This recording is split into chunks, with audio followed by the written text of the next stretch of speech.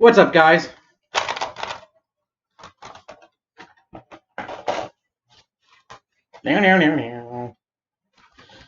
Alright, this is a different video than I normally do, but I want to talk about the IWGP World Heavyweight Championship. This belt right here, which has been, it's been a few months and maybe a month or two since it was introduced.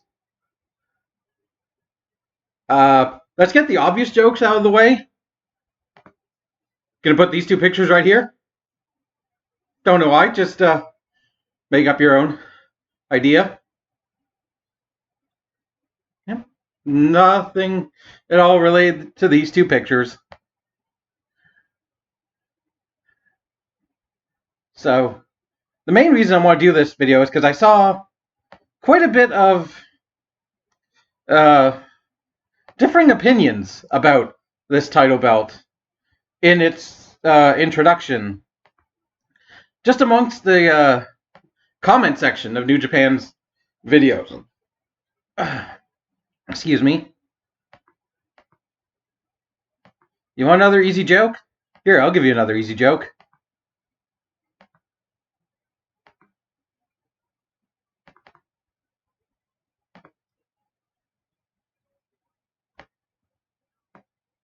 Hold on. I'm doing this horribly. There. Those two pictures. There's another easy joke for you. Oh, wrong picture. All right, let me put up a better picture of this title. Let it get full stretched before I actually give my full thoughts on it. Where's my...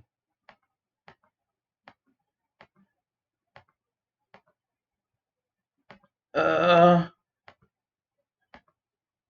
making this more awkward. There we go.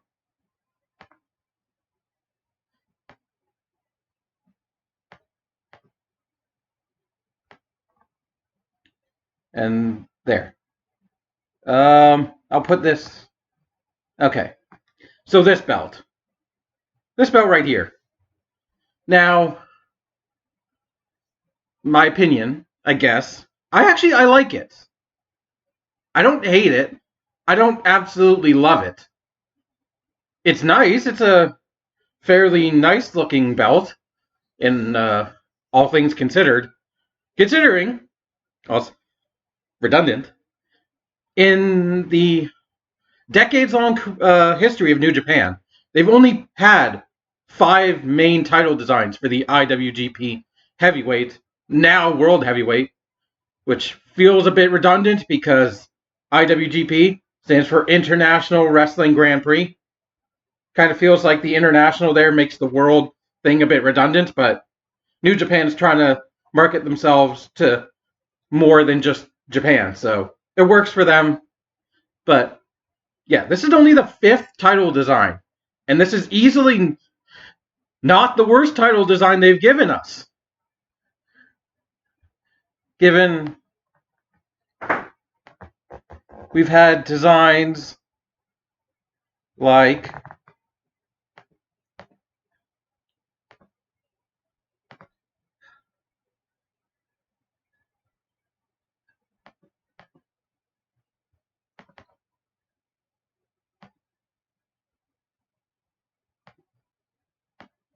this one. I actually really like this one. This one's pretty good. Or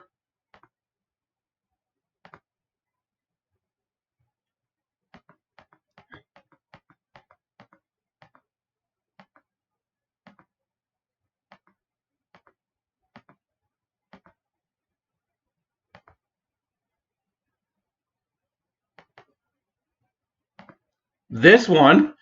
This one's not pretty. This one's not very good. Yeah, remember this one? Yeah. Or even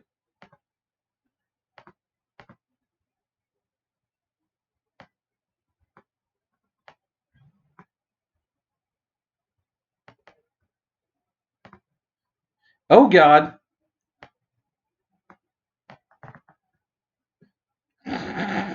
Even this belt right here. So, if I had to do a quick ranking of the 5 title designs, this one is second, actually. The previous one, which I will show. This one, the one with the crown, that one I just showed, and the circle. That would be my quick ranking. But yeah, I don't hate it. Like I get what it's trying to do. It's homaging every single one of those other title belts, one of which I haven't shown because it is absolutely my favorite, and we'll get to it. One thing I honestly not the biggest fan of is 2 big side plates on each side.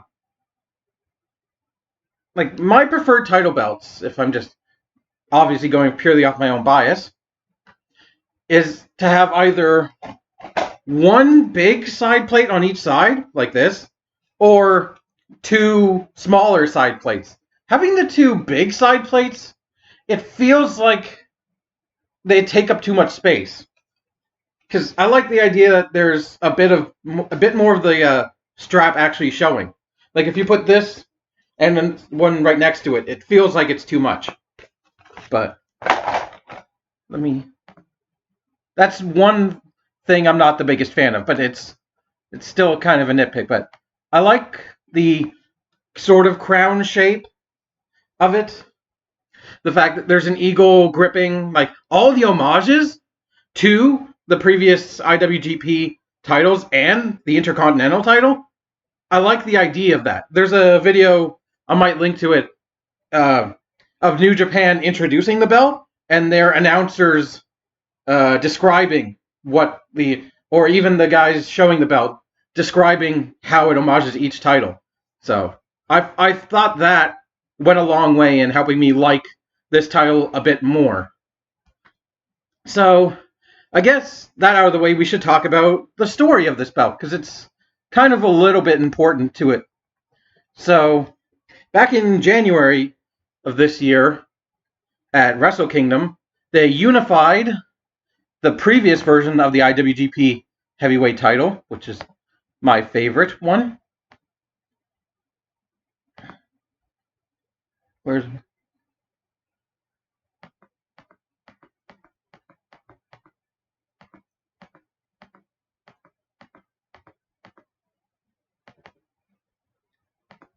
this belt, which is fucking beautiful. I want to talk about its design here, but I also want to save it for a different video.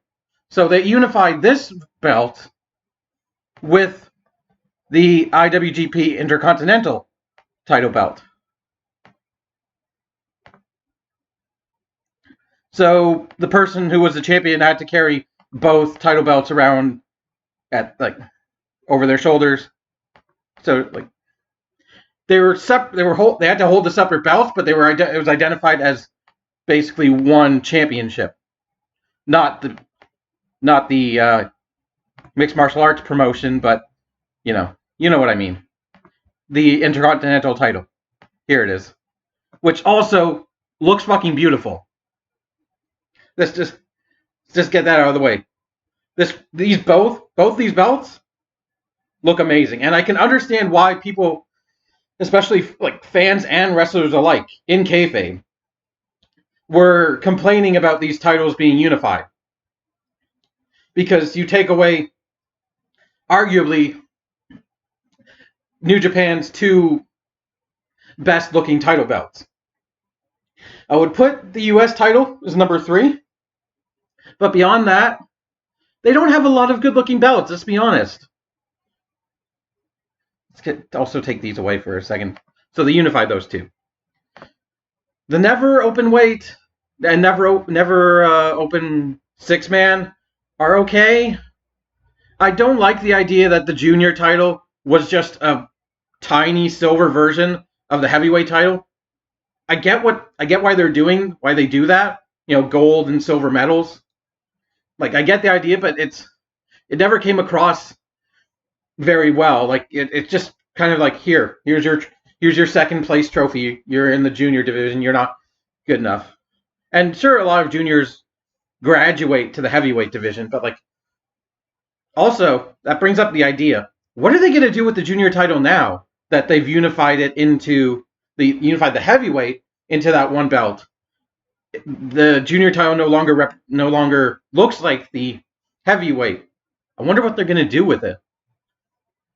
But also the tag, I'm going to bring this up now. I don't like either version of the tag titles, the heavyweight or junior heavyweight. They just look bland, kind of generic. They don't really have anything that stands out as, oh, you look at it, it's like, no. It's just a tiny little plate, little oval plate. It doesn't look they don't look as good as they could. When you have titles like these as your main titles, your secondary titles should also, maybe not look like they look good, but in their own way. So those titles were unified at Wrestle Kingdom, and all the way up to a couple months ago, they were that. There were two titles held by whoever's champion, either Tetsuya Naito or a guy who really calls himself Evil. Yes, his name is just Evil, and his catchphrase is "Everything is Evil." To one of the most recent champions, possibly a lunatic, Kota Ibushi, who his whole story holding the titles was he wanted to unify them into one belt. Whether you think about kayfabe or New Japan outside of kayfabe actually just wanting a new belt design to appeal to a larger market. Because most of New Japan's history, they've only been targeting Japan. It's only been, say, the last couple years since they've had guys like Chris Jericho over that they wanted to target an international market. Hence, like things like the Intercontinental title, the new World Heavyweight title, and the U.S. title to come over here.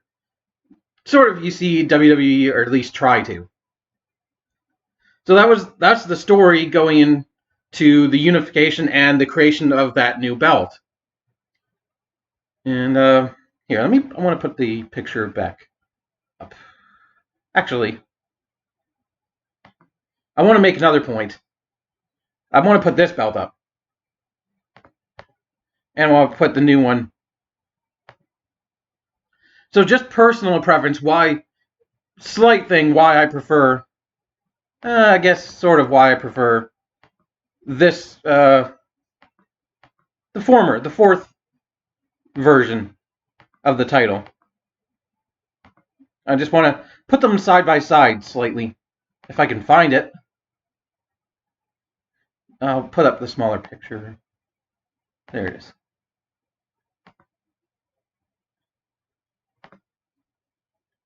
So, like, if you ask me, which one do you want as an expensive replica? No, come on.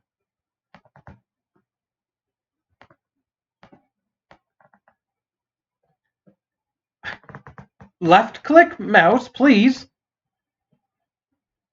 I'm going to go with this one. Like, just personal preference, I think I would rather have a replica of this title. Maybe also you have to see it on a wrestler, because this one is a bit smaller physically than this one. Maybe if this were a bit bigger and the side plates weren't as big, because I love this, like, as I mentioned, the two small side plates. This doesn't even show like the ends of the strap, but this one, I've only been watching New Japan for a couple of years, if I'm being perfectly honest. My first match watching was AJ Styles versus Nakamura, because AJ and Nakamura were going to WWE, and I happened to see this video. I'm like, okay, I'll watch this, and it made me watch New Japan as much as I could now. Most of the time I watch more of the backstage promos and like the in-ring promos to hype matches than I do the actual matches. I'll watch the occasional New Japan match. I should really get New Japan World and watch a lot more. But like, I love the backstage promos because they're just so different. Like compared to WWE promos, which I've watched since 2003. I just enjoy watching the wrestlers. That's why this is a spoiler alert for if I ever do top 10 favorite wrestlers. It's going to be El Desperado makes that list slowly in the last year or so that I've watched his backstage promos that I've absolutely fallen in love with El Desperado, even though he's a heel. So, just saying, let's move on to where this belt is currently, because that's kind of interesting. So Ibushi I'd say he had a fairly decent reign as IWGP Heavyweight Champion. I think he had something like 4 or 5 title defenses. I can't exactly remember how many. Like I know he beat Naito. What was it? No. What am I? Let me. He won the G1, the 2020 G1. He lost to Jay White. He lost the title contract to Jay White, who lost to Naito, who Ibushi then beat, I believe. So he had a decent run. He beat Sonata. He beat El Desperado. He beat a couple other guys. I'm having a hard time remembering. But he's lost the belt to current champion Will Ospreay.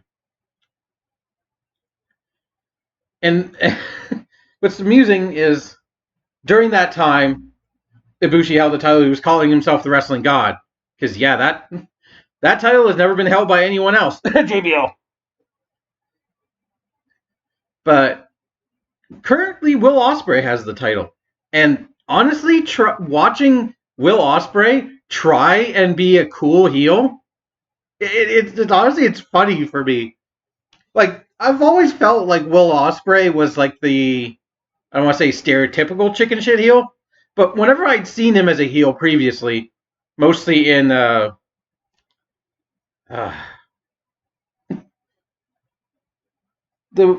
wrestling, friggin' Defiant Wrestling. Well, I've forgotten their name. Defiant. WCPW. Yes, he was in WCPW as like the Swords of Essex, where it felt like he was that runaway, scared of everything kind of heel. And honestly, this is one thing about I bought in so much. I would literally, watching WCPW on YouTube, call him Will Ass Spray. I was learning my nickname for him. I don't know why. I called him that. Apparently, I called him Will Ass Spray. Because I guess I thought he was shit, even though he's freaking one of the best wrestlers in the world. Maybe I just bought into the heel character. But him trying to sound cool, it doesn't, it doesn't come off as heelish. Sure, he insults his opponents, but he also at the same time will give them praise. And in my head, I'm thinking stereotypical heel, always the bad guy, like comic book bad guy, constantly insulting your opponents. But hearing him give like Shingo praise right after an insult, I don't know. I don't mind the United Empire. I think the United Empire has potential. I like Great Okan. I forget how. As people relate him to a Shao Kahn, like I can totally see it. But his back and forth with Naito over the past couple months have been hilarious. With Naito calling him the United Empire's secretary, and him just going with with that. It's really it's funny to me, but okay. I think we were still talking about the title, right? Still talking about this title. So Will Ospreay currently has it, and he most recently, before this recording, he retained against Shingo Takagi, and I think the supposed next challenger is Okada, Kazuchika Okada, who's come out in kayfabe as not a fan of the unification. So I actually don't know at this point if Okada is still the next challenger, because I believe it was rumored that he might have come down with COVID. Because on one of New Japan's most recent shows, a bunch of wrestlers had tested positive, potentially. Like there were well, they're not. Let me bring that back. Wrestlers tested positive. We just don't know who. So there were rumors that one of them might have been Okada, because New Japan doesn't want to reveal that information. They sent all their the wrestlers who tested positive home. Anyone who wrestled with them. So I think it's still on for Okada, which makes sense because Will Ospreay turned heel on Okada to form the United Empire, but he also lost to Okada at the most recent Wrestle Kingdom, the one where the titles were unified. Or I think the titles might have actually been unified before that. I might be getting my timeline wrong. Feel free to correct me in the comments, because admittedly, this past almost year and a half has kind of been one giant blur. Admittedly.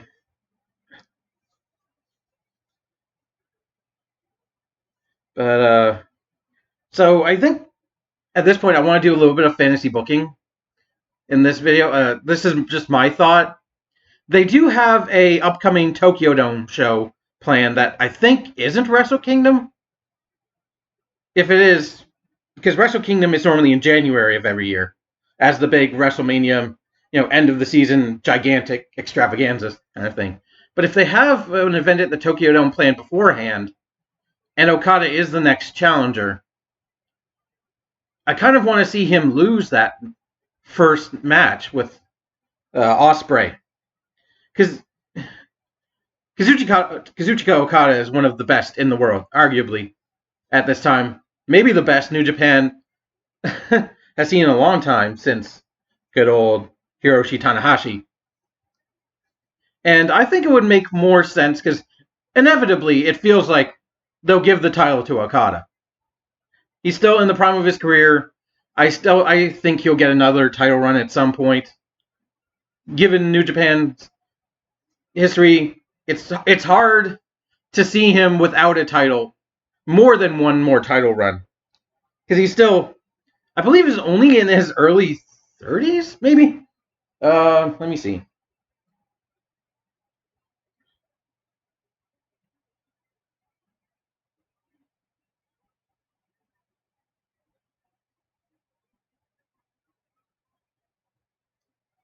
Yes, 33. So he has a lot of miles to go, so to speak. Like he could wrestle for probably, I'd say easily 20 more. Friggin', if Yuji Nagata is in his 50s and Sting is in his 60s and still semi-active, I think Okada probably has quite a few more years left. So a bunch of those are going to be at the top. So I see him getting multiple more title reigns. So they're going to probably have Ospreay lose to him for the title at some point. And in my head, I think it would be better if he, I hate to say it, loses at Wrestle Kingdom again. Yes, I know Ospreay lost to Okada at the past Wrestle Kingdom, but I think it makes a nice little circle. So I want to see, let's say, Okada is the next challenger sometime in the summer. Say maybe July. It's May, maybe July or August, maybe even earlier than June. I kind of honestly, I think Will Ospreay should win that to set up a rubber match, because like to put them basically at 1-for-1, so they're even. So people, it would argue people could see Ospreay at the same level as Okada, because as much as Ospreay says he's on another level, I think there's still a little bit of hesitation to see him at the, because sure, he's holding the title and he's holding the Rev Pro British Heavyweight title, but I still think he's not seen as a main event by everyone. And he, arguably, he has the skill, I think, kayfabe or otherwise, to be that top guy, maybe even a top babyface. I want to see him at that top babyface level, because with his, high flying style, I feel like it lends more to the babyface side.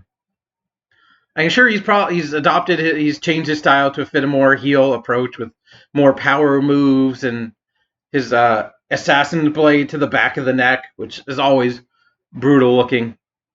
But Will Ospreay made his name for flippy shit, to steal a popular term, like those amazing matches with Ricochet. Or I don't want to say R.I.P. Ricochet, but it kind of feels like that.